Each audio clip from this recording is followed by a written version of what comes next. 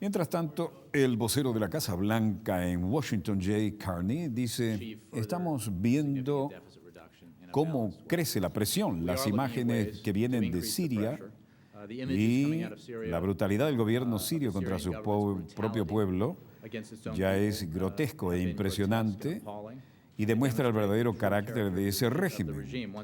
Una vez más, el presidente Assad ha mostrado que es completamente incapaz y tampoco tiene la voluntad de responder a las legítimas indignaciones del pueblo sirio y sus reclamos. La tortura, la corrupción y el terror ha sido puesto en práctica y está en el lado equivocado de la historia referente a su pueblo. Como ya hemos declarado, el presidente Assad no es indispensable y Estados Unidos no tiene ninguna intención de hacer que Assad permanezca en el poder. Vean cómo habla esta gente de los gobiernos.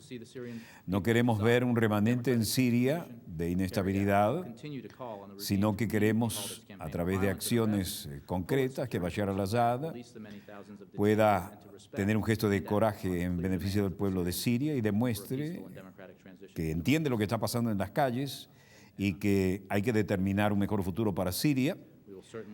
Queremos que hay claras demandas de parte del pueblo sirio y estamos a favor de una transición democrática y pacífica hacia una democracia verdadera.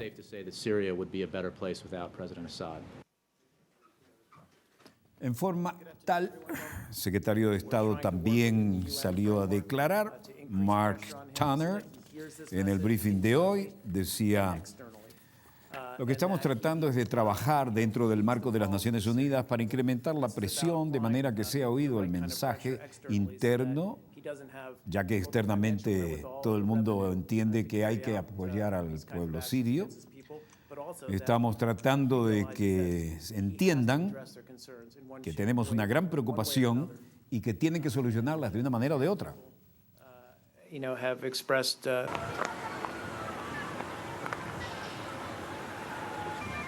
Mientras tanto, hay un gran problema entre los terrenos ocupados por Israel y la situación de los palestinos.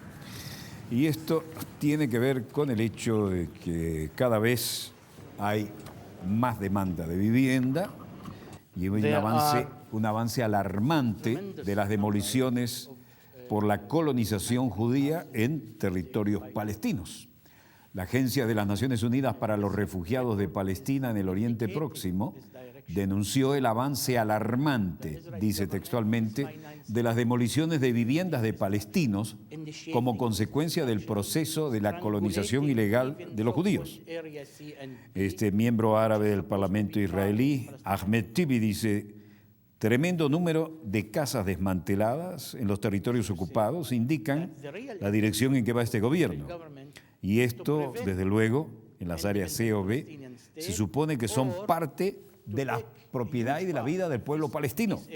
Area C and B, and not to allocate it to the proposed independent Palestinian state in the West Bank and Gaza.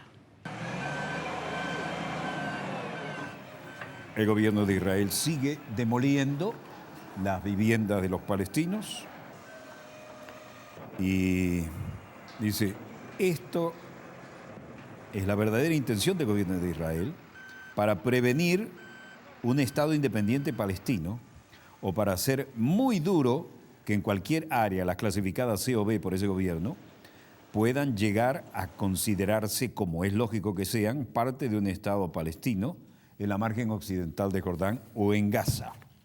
The number of people being displaced in the first 6 months of this year is more than double what it was for the whole of last year. This is a very worrying trend. El vocero de la Agencia de las Naciones Unidas, Christopher Gunnes, dice: el nombre de gente desplazada en los últimos 6 meses de este año es más del doble de lo que ha ocurrido en el último año, que ya era más que preocupante. Llamo a Israel a que cumpla con sus obligaciones bajo la ley internacional. Es absolutamente responsable de la falta de transparencia y no pueden permitirse continuar desplazando de sus áreas claramente marcadas en los acuerdos de expansión a los asentamientos para crear, con demoliciones y desplazamientos demoliciones de viviendas árabes y desplazamiento de palestinos, la expansión ilegal de sus asentamientos. Lo dice el representante de las Naciones Unidas para el tema de los desplazados y de la zona. Esta es la villa de Tana, en la margen occidental. Y luego, una zona de Betzlem. Vienen, les dicen se tienen que ir, le destruyen su casa y atrás vienen y construyen más asentamientos en lo que la Agencia de las Naciones Unidas para los Refugiados de Palestina en el Oriente Próximo considera alarmante ola de demolición por colonización judía en Cisjordania. El número de destrucciones, 356 estructuras en medio año, por 431 en el 2010, sufrió un nuevo aumento en junio y en julio.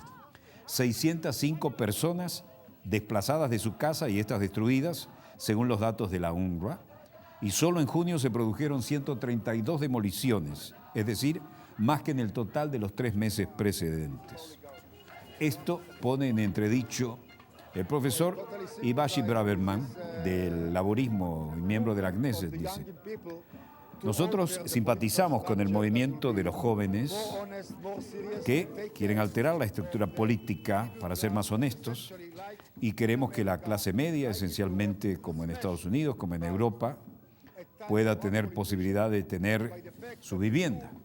Pero la mayor movilización social en la historia de Israel le está exigiendo reformas a Netanyahu.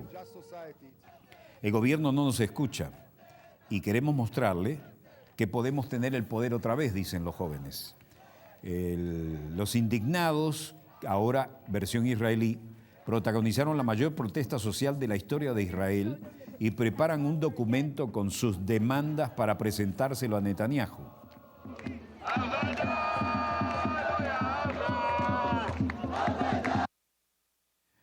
El texto está siendo elaborado por líderes del movimiento y hoy recordamos nuestra bandera traída por nada menos que el generalísimo Francisco de Miranda. La primera propuesta de bandera nacional que dio paso a la bandera actual fue realizada por primera vez alrededor de 1801, cuando el generalísimo Francisco de Miranda, en su programa Los Pueblos del Continente Colombiano, presentaba un elemento simbólico para presentar a la patria grande. La trajo en el Leander y la llevó hasta la vela de Coro. Y su simbolismo es claro. El amarillo representa en forma simbólica las riquezas del suelo venezolano. El azul representa el mar Caribe que cubre las costas marítimas de nuestro país y reemplazó en la vela de Coro y en los castillos del momento el poder colonial español por el tricolor nacional. El rojo representa la sangre derramada en las luchas independentistas y las estrellas representan a 8 de las antiguas provincias: Caracas, Cumaná, Barcelona, Barinas, Guayana, Margarita, Mérida, Trujillo. La Gran Colombia debía ser así, con medio Estados Unidos, que después se lo cogieron de México. Y ese Miranda que había triunfado y figura en el Arco del Triunfo, héroe en Francia, héroe de tantas batallas en toda la vieja Europa que cambiaron el curso de la historia, fue el que sentó las bases para un sentido de unidad, de patria grande, latinoamericana y caribeña, y el hombre que dio la luz a lo que vendría después, es decir, los libertadores en un sentido de gran unión a la que todavía aspiramos y vamos en camino.